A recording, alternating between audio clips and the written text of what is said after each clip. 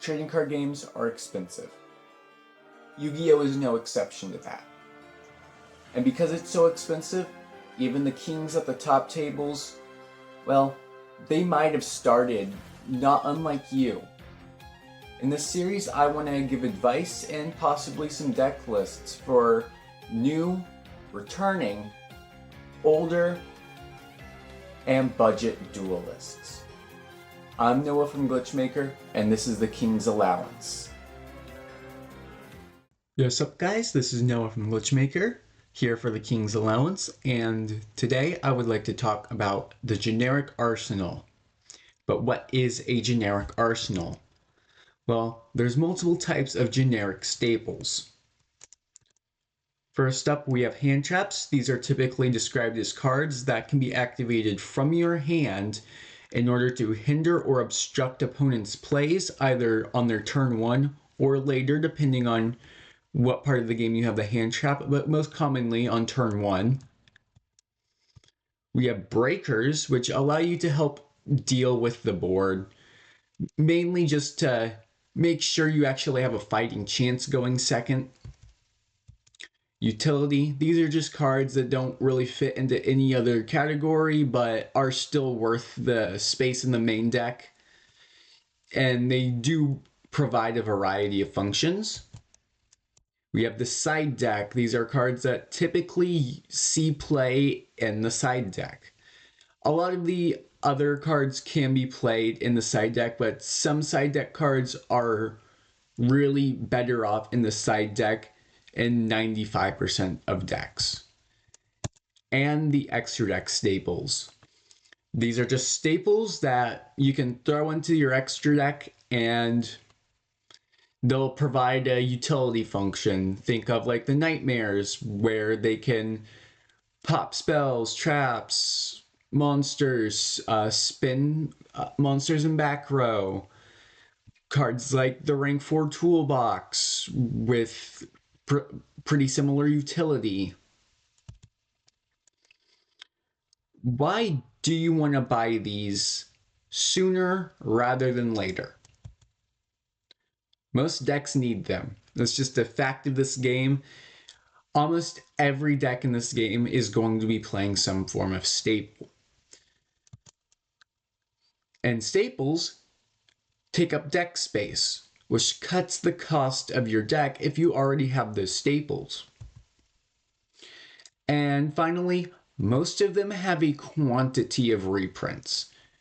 Lately, they have been releasing a few new hand traps, but they're really expensive, and the old ones are still just as, if not even more functional. So you can still run the old hand traps, and they'll work just fine. Before we continue, everyone has a different amount that they're willing to spend on a card. Everyone has different reasons to justify spending how much money they do on a single card. If there's a card you cannot afford, please research alternatives on your own. I cannot provide every single alternative in a single video, or else it would run quite long. This video is just to provide advice on getting into the hobby and possibly providing ideas if you cannot afford some cards. This is not a full budget guide, and this is not a guide to financial anything. This is just to help people get into the game or return to the game, or even just budget players looking for some advice on what they should be looking for. First up, hand traps. Ash, Nibiru, Infinite, and Permanence. The 3 most powerful hand traps in the game right now. They are somewhat pricey, Ash and Imperm especially being about $5 a copy. Nibiru, last I checked, being about $1 to $3-ish. Most of these do have a ton of reprints, and they have been, Ash Blossom and Imperm have been reprinted in structure decks. I believe Ash Blossom was reprinted in, I'm pretty sure, the Trap Trick structure. Infinite and Permanence was reprinted in the Cyberdark structure and the Fire King structure. But some cheaper alternatives to Imperm if you can't afford it, are Effect Veiler and Ghost Mourner and Moonlit Chill. Unfortunately, there are no good alternatives to Ashe or Nibiru. Ashe and Nibiru perform a function unlike any other card. Even the entire game is built around Ash, Blossom, and Nib existing to an extent. Ever seen a lot of cards that just place cards from their deck to the field to not have to worry about cards like Ash? That's just Ash Blossom. They're trying to make Ash Blossom not as much as a weakness because they're weak to other cards. Cards like the Centurion engine, which if they didn't place from deck, it would just die to hand traps, specifically Ash. Now they only die to Imperm Veiler and Ghost Mourner, as well as Ghost Ogre and Snow Rabbit, which we will talk about later. These hand traps, they're cheaper, yes, but they are still also incredibly powerful. Are there more hand traps in the game? Yes. These are just some of the really powerful, cheaper ones that may see a bit of fringe play depending on the format. Sometimes they'll be good, sometimes they'll be bad. It's just dependent on format. You got Ghost Ogre and Snow Rabbit, which has become incredibly good as of late due to the amount of field spell decks and just decks that have continuous spells, continuous traps, and field spells in general. She helps a lot dealing with those. Deity Crow, banishing stuff from graveyard, is very powerful. Helps deal with stuff like the Puppet Lock and Branded. Excuse me, Ghost Bell and Skullmeister. These only occasionally see play. Depends on the format. There's a lot of decks where they need something to go off in the graveyard. They're pretty solid. Droll and Lockbird, also format dependent. There's even formats we call Droll formats because Droll is really good in those formats. Droll just sort of locks down the ability to search your deck, which is very powerful. There are some more situational hand traps. Phantasme, Saravis, Dimensional Shifter, Contact C, Lancia. They need either more specialized decks or could probably be better in the side deck, but they can still be very strong. Phantasme, very good side deck card, good against any link spam strategy. Allows you to get some extra consistency as well as provide a body on board. Saravis, it's kind of a hand trap that stops other hand traps. It protects your monsters from being targeted. Yes, I know it's a ritual. It is a hand trap, though. Shifters, some decks can just play Shifter because they don't need their graveyard that much, and Shifter just sort of shuts off the graveyards by banishing anything that would go there until the end of the next turn. Contact C, if your opponent would normal special summon a monster, you can give them this card, and they can't really do any summoning unless they use Contact C as material, which is pretty handy against some decks, but can be a fairly situational. Lancia, it's an anti-banishing hand trap. You pitch it, and then another player can banish cards. Next up, we have Board Breakers. Your Mass Negates, Dark Ruler, Forbidden Droplet, the two best Mass Negates. Basically, it just shuts off the entire board. Typically, Mass Negates just shut off monsters. Dark Ruler, having no discard cost, negating all monsters the opponent controls, and they can't activate monster effects in response. Forbidden Droplet is also very powerful.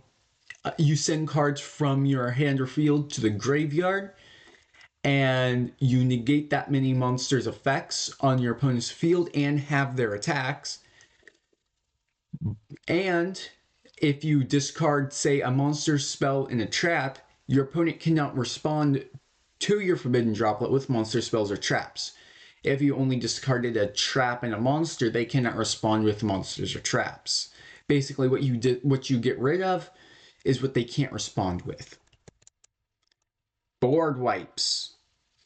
Evenly Matched, Lightning Storm, Raigeki, Dark Hole, Feather Duster. Board wipes are powerful.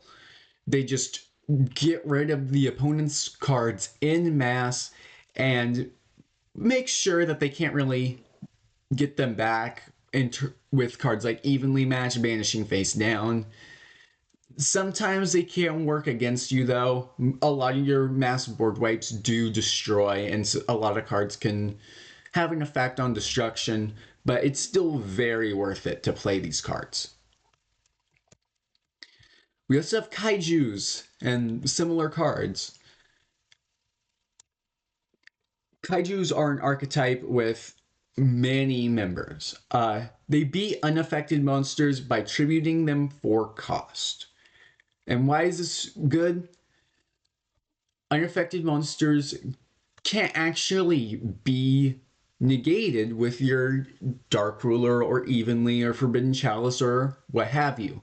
You need to get rid of them some other way. And kaijus tribute for cost, which is not an effect, which means they can affect the Towers monsters. You also have other ones that tribute for cost. Santa Claus, which does basically the same thing as a kaiju, but summons themselves in defense, and whoever controls that at the end phase can draw one card. Lava Golem, you can tribute 2, and Sphere Mode, you can tribute 3. Lava Golem and Sphere Mode do eat your normal summon though, so be careful.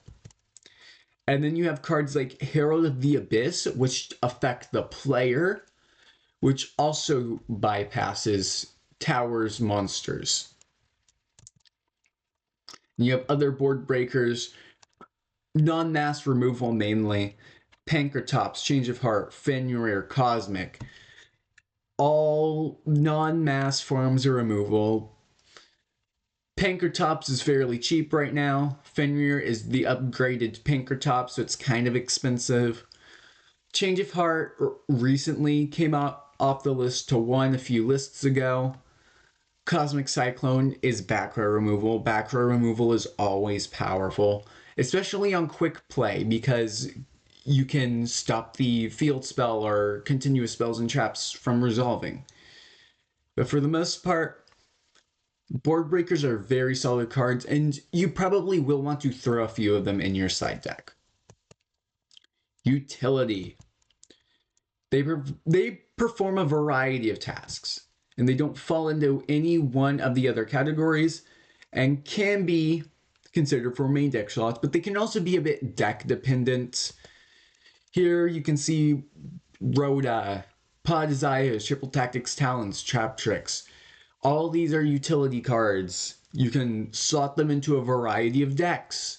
They perform a function that is very useful. Rhoda searches a warrior that's level 4 or lower. Pod Desires, banish top 10, draw 2. Talents, if your opponent activates a monster effect during your main phase, you have 3 effects to choose from. Trap Trick, banish a trap from your deck and set one with the same name from your deck face down. All of these are very powerful. Of course, Triple Tactics Talent is probably the best one because it's the most likely one to be relevant in any given deck. Rhoda, Pod Desires somewhat need decks that can play them. You'd prefer playing Reinforcement of the Army in a warrior deck. You'd prefer playing Pod Desires in a deck that wouldn't care if they banished the 10 face down. Trap Trick is better in trap decks. Which ones are worth picking up though? They can be deck dependent, so not every deck will like using the same ones as another deck. You should probably evaluate your own deck and see if it would benefit from running it, and don't be afraid to ask other people for advice. Many Yu-Gi-Oh players are very much happy to help you with trying to figure out what your deck does, what you want to do with your cards, what kind of decks you'd prefer. A lot of Yu-Gi-Oh players are very helpful. The side deck. Well, most of the cards previously mentioned can and are commonly played in the side. There are some cards that in most decks are just better off in the side deck. They range from targeted hates towards specific matchups, kind of like how Marionette Might was used during Unchained format to steal a Fiend monster. You have turn-ending blowouts like Dimensional Barrier, powerful cards that couldn't fit Space Foreign, main, or extra. You got time win conditions like Ghost Sister and Spooky Dogwood and Volcanic Scattershot, and more. While most... I don't know why I decided to do that slide again. What cards do you want to play inside? The Board Breakers, Hand Traps, Utility cards, all good in the side. You will want to play those. But probably the most important card to just have, just in case you want to side it, is Dimensional Barrier. It can shut off entire turns and is very powerful going first. There's also just time cards where if you're getting close to time in game 3, you might want to side in some ways to win in time, either by doing burn damage or gaining life points. You got cards like Ghost Sister and Spooky Dogwood, Volcanic Scattershot, Red Resonator, all cards that have been used within the past few years. There's probably a lot more. But do your research to find what cards you may want inside. You do want to tailor your side to your locals once you get a feel for what people there commonly play, which is always a good practice. Your locals meta isn't going to be the actual meta. Your locals may be a bit more casual than a top level YCS. Extra deck.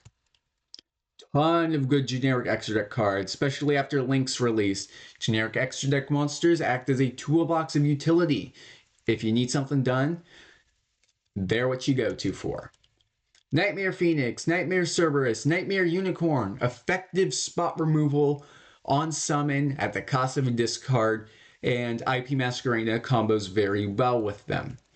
There's obviously a ton of other generic extra deck cards, but the Nightmares are just the face of generic extra deck. Xyz, Synchro, both very powerful card pools. The Rank 4 Toolbox and Link Toolbox do have comparable cards, while Synchros tend to spin their utility throughout all their levels. But for the purposes of this video, I'm mainly talking about Link monsters because they are the most easily abusable in the most decks. But Rank 4s, Tornado Dragon, Castel, Utopia Double, Utopia the Lightning, powerful cards. Brionac, Dragon of the Ice Barrier, Clearwing, Synchro Dragon, Black Rose Dragon, Scarlet Red Dragon Archfiend, also very powerful cards. And when you come to think about it, there are just a lot of board wipes in the Synchro pool for some reason. But all of them, they have very powerful utility.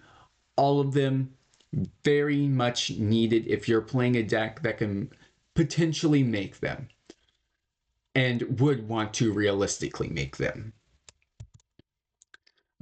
What do I recommend picking up?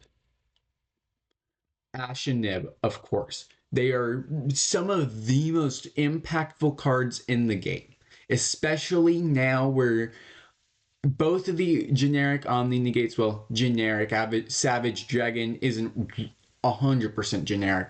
Apollosa is also gone. Nibiru is very powerful now. Not every deck can make a way around it.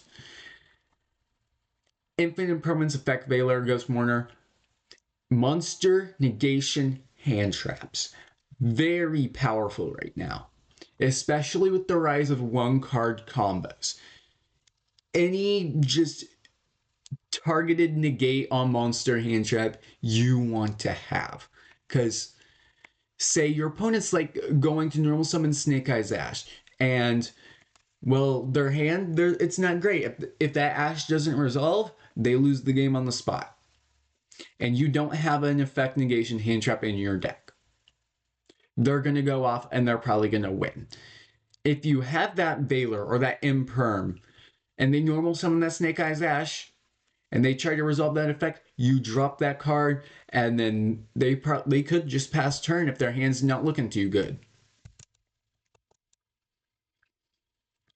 These 4 hand traps are still very powerful. Their use is definitely a little bit more limited, but they are worth consideration for me. Main deck or side deck space. Mass Negates. Dark Ruler No More is the cheaper one. Forbidden Droplet is slightly more expensive. Both have reprints plural. Mass Removal. Also very strong. You want to have that handy. Kaijus, there's a lot of them, so pick something that's in line with your wallet and potentially has synergies with your deck.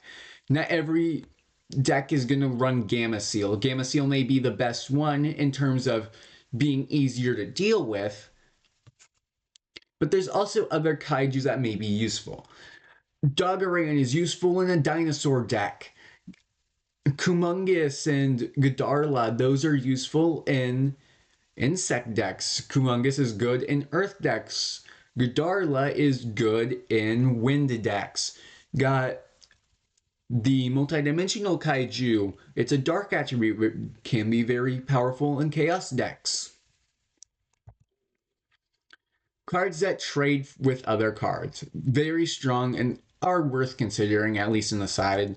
Almost every deck wants backer removal, either in their main deck or their side deck. Backer removal is very powerful, can be very potent against some decks, even if they're not like actual back row decks.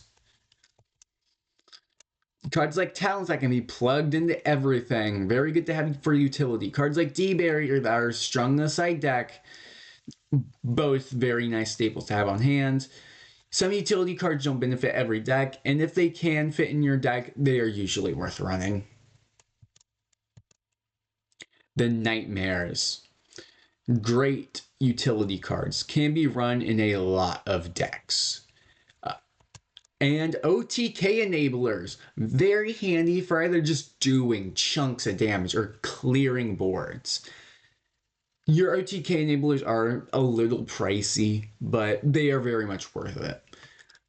I'm not going to discuss recommended Xyz monsters and Synchro monsters, mainly for the fact that not every deck is going to be able to run an Xyz or Synchro monster like they can Lynx. Lynx are the most generic ones, so I'd rather discuss those. And also, this video is gonna probably run kind of long, but there are very powerful Xyz monsters, very powerful Synchro monsters. You can probably look at them in other people's deck profiles, get a feel for what generic Xyz and Synchro monsters there are. There's also generic fusion monsters, but those are very much better in actual fusion decks, so they're kind of hard for even more decks to use. There's also generic pendulum and ritual support, but like fusions, they are even harder to slot into decks. Fusions at least have super polymerization that allows you to use your opponent's monsters as material. Rituals and pendulums do not have a card like that, and most of their generic stuff is a lot better in just a generic pendulum deck or a generic ritual deck, or just any pendulum deck or ritual deck in general. IP, she combos incredibly well with the Nightmares, and the next card, Underworld Goddess. Underworld Goddess allows you to use opponent's monsters as material. That bypasses towers.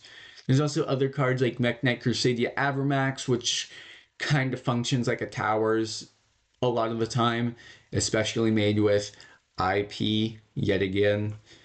She just combos really nicely with a lot of cards, although her best target, SP Little Knight, is very expensive still. I believe AGOP print is still $60, 10's print is still $50. Just very expensive card. If that's not in your budget, don't worry about it too much. IP is still an incredible card. But that's a lot of cards. You have to get all of them now? Absolutely not. Just get a solid chunk, just enough to fill out your non-engine and side deck slots to start. If you want to couple cards to grab with some pocket money but aren't currently building a deck, staples are never bad options. They help reduce the cost of future decks if you get them early. They're always just nice to have. You just want to have these generic staples. You do want to accumulate them fairly early on. If there's a reprint set and it makes a staple affordable, capitalize on it. Especially if it's Ash Blossom, Nibiru, or Imperm, because they will drop for a little bit of time before going back up. And if you need those 3 cards, you're going to want to pick them up if they get a reprint. Especially Structure Deck reprint. These cards getting Structure Deck reprints usually drops their price really hard for just a little bit and then they go back up. The other hand traps, very strong, still useful. Board breakers, I would say at least probably just side 1 mass negate and some mass removal, maybe some singleton removal. Definitely get some Cosmic Cyclones. You don't want to lose to back row matchups. Utility, deck dependent, but Talents is probably the best one to just have. You have your side deck, probably just need to get D-Barrier for now. If you have the money later, you can definitely find some other side deck options that could definitely be strong. Generic extra deck staples, Link Monsters, very powerful. Link Monsters, just the strongest generic summoning mechanic. I'm Neil from Glitchmaker. This is the King's Allowance. Thank you for watching, and I hope I gave you some pretty good advice. I'll see you guys next time.